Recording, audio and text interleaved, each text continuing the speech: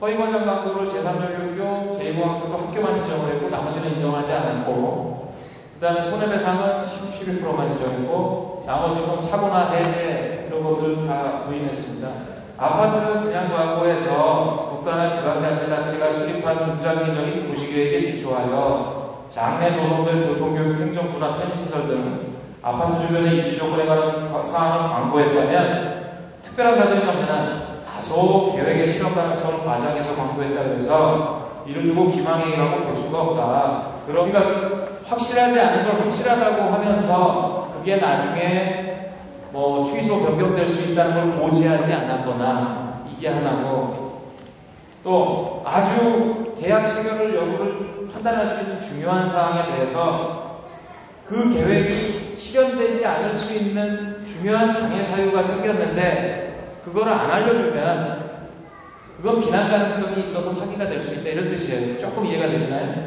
이런 뜻인데 제3연료교를 들어가 보죠. 제3연료교를 어떻게 부인했느냐, 제3연료교는 제가 설명할 때나 이럴 때 뭐 이제는 다들 아실 텐데 예전에도 국토해양부에서 이게 지금 인천대교하고 영종대교, 그 당시에는 이제 여기 인천대교가 막 개통한 단계였어요. 2009년 10월에 개통을 했으니까. 그리고 영종대교가 이미 개통돼서 있었고, 그래서 국토해양부는 이 제3연료교는 경제성이 없다. 경제성이 없고 지금 안 그래도 손실보존을 하고 있는 마당에 이것까지 새로운 다리가 생기면 손실보존 금액이 빈덩이가 된다 이거죠. 그러니까 과연 제3연료교를, 그러니까 이거를 반대하고 있었어요. 또는 타당성 결과를 해서 그 결과에 따라서 앞으로 아주 장기간 먼 미래나 이거를 세워야 된다라는 의견이었거든요. 아무리 5천억 원을 마련하고 있어도, 아시안게임이 있어도 낙관적이지 않았다는 얘기예요. 건설사가 봤을 때 왜 낙관적이지 않느냐, 그 당시에 이미 영종대교하고 정부가 신공항 하이웨이 주식회사하고 그 실시 협약을 맺었는데 그 협약에는 MRG라고 해서 이 예측 교통 수요량에 못 미치는 경우에 그 손실을 보존해주게 돼 있을 뿐만이 아니고 어떻게 되어 있냐면 경쟁 노선을 신설하지 못하도록, 즉 이 영종대교 이외에 인천대교를 제외한 또 다른 대교를 개통하지 못하는 경쟁 노선 신설 금지 협약을 맺고 있었어요. 그러면 이거는 협약 위반 아닙니까? 정부로서는 협약 위반이 될 뿐만이 아니라 그 협약을 위반할 때 페널티가 수조 원에 이릅니다. 수조 원이라는 막대한 국가 재정이 낭비가 되는 거다 보니까 정부가 아무리 인천 아시안게임이라는 행사가 있어도 5천억 원이라는 건설 재원을 마련하고 있어도 제3연료교의 건설 전망은 엄청나게 어두웠고 사실은 불가능한 지경이었다는 거죠. 더군다나 그 당시에는 정부에서 뭐라 그랬냐면 제3연료교 개통에 대한 타당성 용역을 하자라고 했었습니다. 근데 타당성 용역을 하려면 1, 2억인가가 필요한데 그 용역비가 없어서, 그 용역비가 아까워서인지 용역 조사도 의뢰를 못하고 있었어요. 우리한테 분양할 때는. 그 결과가 나와야 되는데 솔직히 말해서 그 결과 나오면 뻔하거든요. 2014년 개통은 물 건너갑니다. 조사 결과 나오는데도 몇 년이 걸리고요. 1, 2년 걸리고, 결과 나온 다음에 조사 결과는 뻔하거든요. 2014년 개통하면 경제적 타당성 없다라고 나오는 게 뻔하거든요. 그렇기 때문에 건설사들이 손해배상 소송을 주장했던 거고 택지 공급 계약 해약을 요구했던 겁니다. 그리고 2009년 8월에 감사원에서 중재를 했지만 국토해양부의 입장은 한치도 물러섬이 없었어요. 그러면 우리한테 제3연료교 2014년 개통 예정, 이게 가능성이 있었던 겁니까? 없었던 거거든요. 그렇기 때문에 지금 이 법원의 판단은 저희가 못 받아들입니다.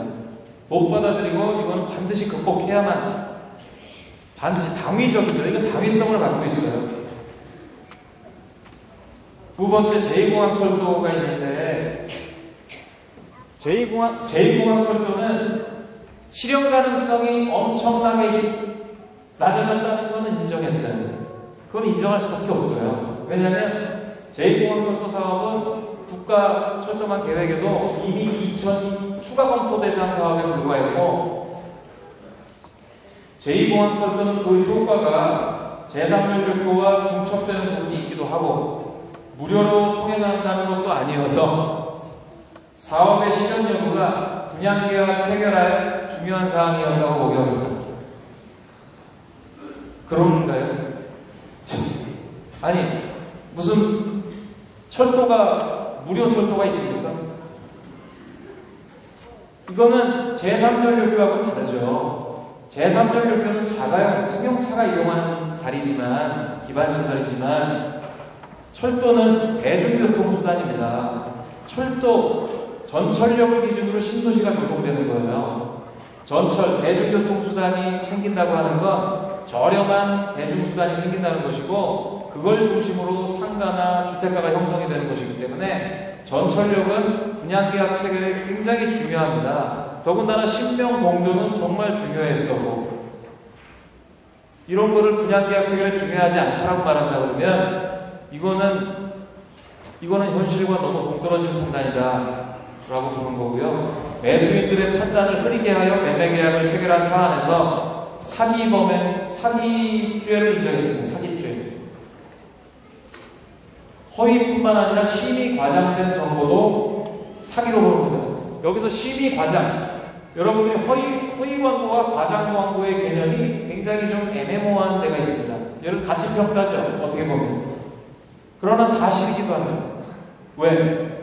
그 사업에 원활하게 진행되는지 여부에 관한 사실이죠. 그 사실에 관한 평가지만 어떤 내적 사실을 포함하고 있습니다. 그래서 심의 과장된 정보는 사실은 허위 광고입니다. 유사하죠. 그래서 대법원 판례도 허위뿐만 아니라 심의 과장된 정보도 사기의 기망행위가 될 수 있다고 보고 있습니다. 개발 사업에 극히 유리한 전망만을 일정하게 주입을 시키고 불리한 정보를 제공하지 않는 방법으로 우리의 기대를 엉뚱한 방향으로 오도해 나가겠다는 거예요. 그러니까 아무리 그게 일정한 기대나 예정과 관련이 있더라도 이렇게 의도적으로 일정한 방향으로 편향된 경우를 이 판례의 판시, 원리원칙적인 판시를 그대로 적용할 수는 없다는 얘기죠. 손해배상 산정에 대해서 간단히 말씀드립니다. 그 영종자의를 기준으로 했는데요. 영종자의를 기준으로 분양 당시 가격을 따졌고요. 분양 당시 가격을 어떤 식으로 따졌냐면 아파트 우리 영종하는 도시 분양 당시가 2009년 10월 기준으로 했는데 그 당시에 영종자의 거래가 없었습니다. 저희가 손해배상액 35%를 주장할 때 그냥 주장한 게 아니고요. 뭐 공항신도시 주변의 시세 갖고 한 것이 아니고요. 감정을 한 다음에 감정인이 주장했던 가격이 너무 터무니없어서 오히려 그거보다는 2010년 6월에 거래량이 더 많았거든요. 거래량이 많은 게 시장 가격을 형성하는 거 아닙니까? 그래서 그 가격에다가 현실적으로 입주자들은 아파트를 분양계약하고 나서 약 2년 동안 아파트를 실제 소유하지 않지 않습니까? 내가 실제 재산으로 확보하는 건 물론 분양권 전매하는 사람은 좀 다르긴 하겠지만 통상적으로는 아파트에 입주할 때쯤 재산을 얻게 되는데 문제는 그렇다면 현재 입주할 때쯤에 시가를 기준으로 재산상 손해를 산출하는 게 맞느냐? 물론 그게 꼭 맞는 건 아니지만 문제는 그 당시에 부동산 경기 상황을 이미 건설사들은 잘 알고 있었고 지금의 그 상황을 뻔히 알면서도 이 상황에 도래할 거라는 걸 감수하고라도 그냥 했던 도의를 갖고